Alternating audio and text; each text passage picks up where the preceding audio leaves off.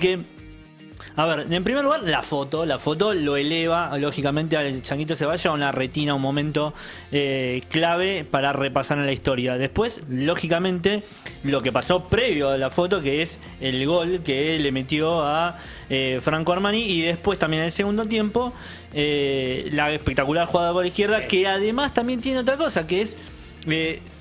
a ver, no pasó específicamente así, pero que lo retiró, de hecho se decía Portillo, porque la verdad que lo dejó tirado en el piso. Pero pobre Portillo llega un poco tarde. El error es previo. El error es previo. Montiel y Martínez Cuarta, ¿no? Viene un error por ahí, pero el que queda en la foto... Es así. Sí, coincido, sí. Entonces, en ese momento cambia. Y después otra cosa que también quizás pasa de largo, pero es la estética de Ceballos. Sí. Desde la vincha de Ceballos. Sí. No estamos acostumbrados a ver, si bien ahora en los últimos tiempos empezó a usarla, no estamos acostumbrados a usar a ver ya tantos jugadores con vincha. Rompe la hegemonía de lo que hoy es el look de los futbolistas, sobre todo jóvenes. Sí. Exacto, completamente. Y entonces apareció un jugador, un 7 con vincha, que ya incluso es comentario dentro de la platea, a la salida del partido, de que se puso vincha la rompe, el pelo largo, el pelito suelto.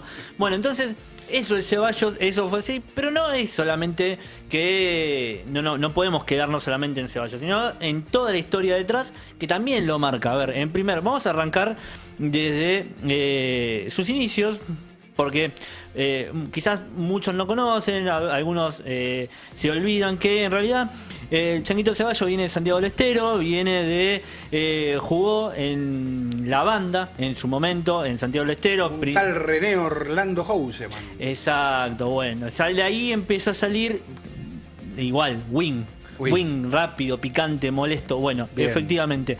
Hay algo del Changuito Ceballos que... él de chiquito tenía las cosas claras. Si no, mirá este archivo llamativo del Changuito. Lo escuchamos y lo vemos ahora y ahora te cuento un poco más. Hola, yo soy Ezequiel Ceballos. Mi sueño es jugar en una Bombonera y tirar magia. Ese es mi sueño y siempre lo es. Jugar en Boca, eso. Tirar magia es hermoso. Bueno, es una gran frase. Ahí lo vemos al Changuito Ceballos con la camiseta, que dice, entre otras cosas, Municipalidad de la Banda. Sarmiento de la Banda. Sarmiento de la Banda, diciendo, quiero tirar magia. En la Bombonera. En la Bombonera, de muy chiquito. Ese chico todavía no había llegado a Boca, sino que fue buscado muy joven, lo fue a buscar lógicamente Boca en ese trabajo de divisiones inferiores que hace. También cuando uno empieza a repasar los jugadores de Boca que salieron de Santiago del Estero, podemos escuchar a un Marchante en algún momento. Sí. Después, ¿cómo se llama? El otro, Moreno. Sí, Moreno, el Chango Moreno. Alfredo Moreno. Alfredo Moreno. Entonces, hay algo ahí con alguna recopilación de jugadores, pero después no son muchos los futbolistas que suele tomar Boca en ese scouting de jugadores de Santiago del Estero. Bueno, él encontró el lugar, encontró el crecimiento en Boca a lo largo de todas las divisiones inferiores, que lo llevó a ser tenido en cuenta no solamente en Boca, donde la rompió, donde jugó bárbaro, sino también en la selección argentina.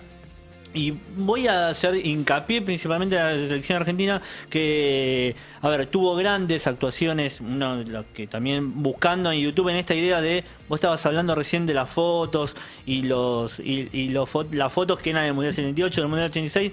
Acá YouTube nos está dando la posibilidad de encontrar mucho material que ya está disponible en internet, en YouTube lógicamente, y que igual está perdido, porque hay que buscarlo.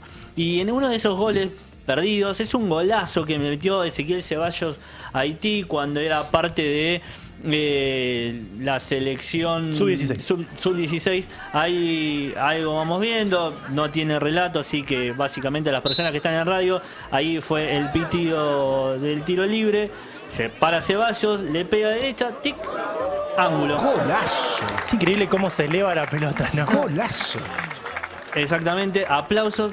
Es un gol de la sub-16 con Ceballos, con la 17 en la espalda, que le mete un golazo a Haití. Ahora, a los que están en radio también les comento que no es que el arquero se lo come el gol, no. Pega inatajable. Entra es pegada al inatajable. palo, de hecho se escucha el ruido del palo, ¿no? Se escucha perfecto. travesaño. Ese momento en el cual Ceballos, con toda su calidad, pegándole derecha, le pega y ahí se escucha él. Hace un golazo. Ahí está. Tiene algo de tiro libre brasileño, viste, que sube rápido y baja de golpe la Sí, pelota. exacto, ¿no? Como una pinchadita, ¿no? Bueno, de brasileño, viste que hizo el baile a lo Neymar después de su primer gol. Exacto. ¿Y por qué traje este gol? Porque acá ya estaba dando vuelta por la selección argentina. Ajá. Y ya empezó a tener gente que lo empezó a seguir. Y uno es Pablo César Neymar. Ayer pasó que uno de los recuerdos que también estaba dando vuelta en redes fue Roberto Parrotino, el eximio, genial periodista. Gran, querido sí, Beto. de Tiempo Argentino. Recuerda una frase que Aymar le dijo a Riquelme cuando asumió, que es: vos en inferiores tenés un fenómeno. Este fenómeno era el Changuito Ceballos. Ajá. Justamente ese recuerdo que hace, que él trae a sus redes sociales, él mismo lo da a conocer. Bueno, es esto de Ezequiel Ceballos. Ya reconocía el talento Pablo César Neymar, que es un detector de jóvenes jugadores a montones. Y ahí estaba en el Sub-17. Un Sub-17 que tuvo varias figuras, varios muy buenos jugadores, y se generó un grupo.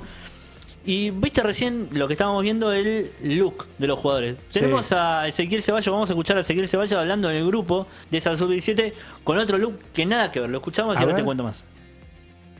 Somos muy unidos, somos desde que venimos entrenando de los 15, nos pasamos de ser compañeros a ser muy amigos, muy como de familia, y no, nos contamos cada cosa íntima, así que nada, contento y que esto siga, que no se caiga. Y ahí estamos viendo también lo que era parte del entrenamiento. Lo vemos a Aymar y a Placenta. Que escuchamos a Ceballos. No son muchas cosas las anécdotas que tiene para contar, pero esa Sub-17 le fue bien, fue bastante bueno el crecimiento a lo largo del tiempo. Después se notó el trabajo tanto del Sub-17, Sub-20 y después... Sí, igual no llega a sub-20 él, ya por lo que pasó a ser el problema principal de él, ¿no? Ahí está. Las lesiones. Exactamente, bueno, ese es el problema. Este recorrido hasta ahí nos pintaba un fenómeno, Claro, del jugador, claro. que era la estrella principal de un equipo. Y ahí después podemos empezar a ver un par de cosas de lo que es el cuestionamiento sobre la carrera de Ceballos. En primer lugar, fue llevado muy rápido a la primera división. El tema de lesiones, un jugador chiquito que tenía que chocarse esto contra los jugadores, contra jugadores mucho más fuertes. Pero también, lógicamente, no la vamos a pasar porque ya es harta veces la cantidad lo vimos. Pero sí hay que recordar la patada de Leyendecker en un encuentro contra Agropecuario por la Copa Argentina. Sí.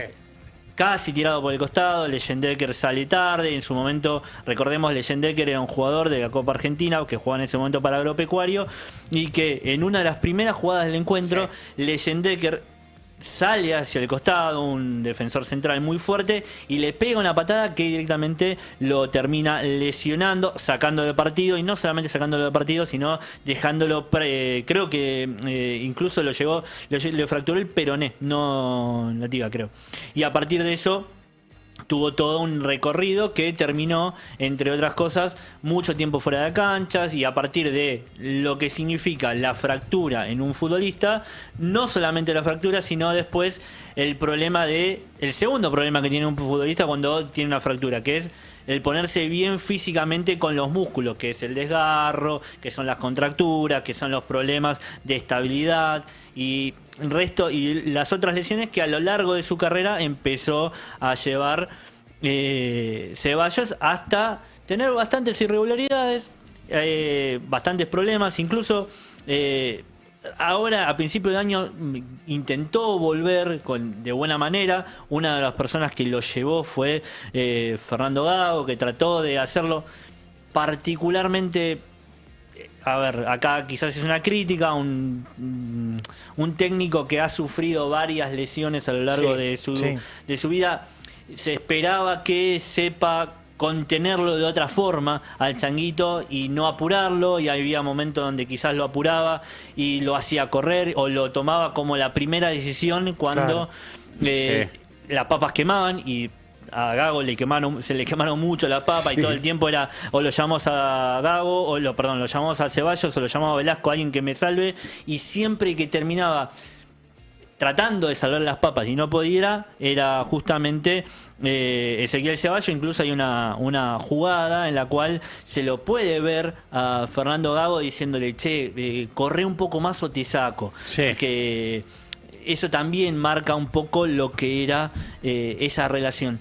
Bueno, ese problema de continuidad, hasta que finalmente él lo cuenta al postpartido, que no cuenta toda la situación que le tocó vivir junto a Miguel Ángel Russo, no cuenta, él habla de una charla, qué importante que son las charlas, cuando al término del Mundial de Clubes, en el Mundial de Clubes, Miguel Ángel Russo dice, entre otras cosas, sí, con Ceballos hablé, tuve una charla, va a tener su oportunidad, va a tener su tiempo y hay que llevarlo de a poco. Bueno, efectivamente, en este último tiempo empezó a confiar más en el Ceballos. Ceballos se ganó ese número 7 histórico en Boca, que lo llevó entre otros Guillermo, y empezó a tener la regularidad que tanto le dio. Yo recuerdo que Russo lo hizo debutar Exacto. en Boca.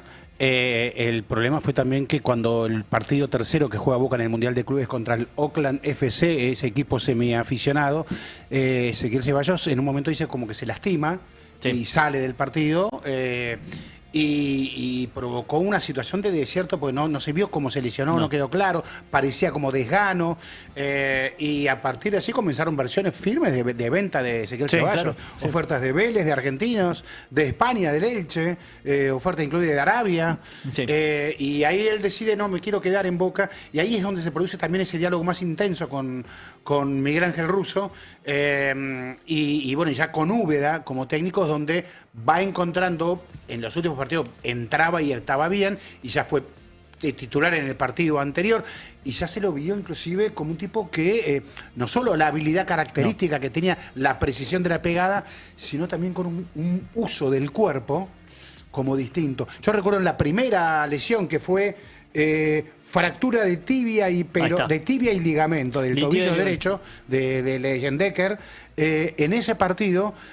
Román dice algo interesante, dice como que no podés cruzar la avenida Santa Fe distraído, algo parecida es la frase, como diciendo que el propio Changuito tendría que haber sabido acomodar el cuerpo, intuyendo que si viene un zaguero central mucho más pesado que vos, te va a volar por los aires. Y en la primera jugada. Entonces ahí como que también en el dolor de la lesión que provocaba esto, le estaba diciendo a Changuito, tenés que curtirte más, pues luego de eso tuvo otras 2 lesiones graves. Menisco. Menisco tuvo. Entonces, esta recuperación y este pibe que vemos, su mujer nutricionista, la madre creo que es docente, el padre tiene un programa de radio, hay alguna madera linda parece del pibe y lo quieren mucho en Boca al pibe.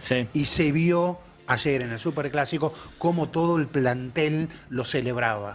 Y te digo 2 cosas. Una es, en una entrevista que le dio a la AFA, en su momento también en el Mundial Sub-17, una de las cosas que dijo fue que él quiere seguir estudiando. No dijo qué, pero que quería seguir estudiando, que quería seguir dándole importancia a la educación. Lo dijo en una entrevista en la AFA.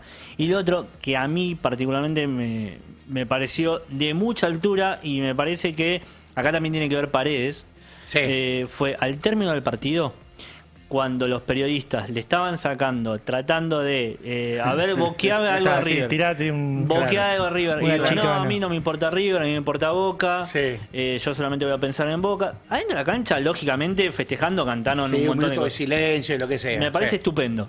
Pero afuera, ya más tranquilo, esto de, no, yo no voy a cargar a Boca, yo no voy a cargar a River, voy a seguir con Boca. Y eso también habla, porque después de tanto sufrimiento, tener tu minuto de fama para ganarte a los hinchas con una declaración completamente tribunera, freno. Y después de haber visto que en algunos medios no la pasaste mal, no la pasaste bien. Para nada. Pero dijiste River. Sí. Dijiste River y que el Changuito Ceballos fue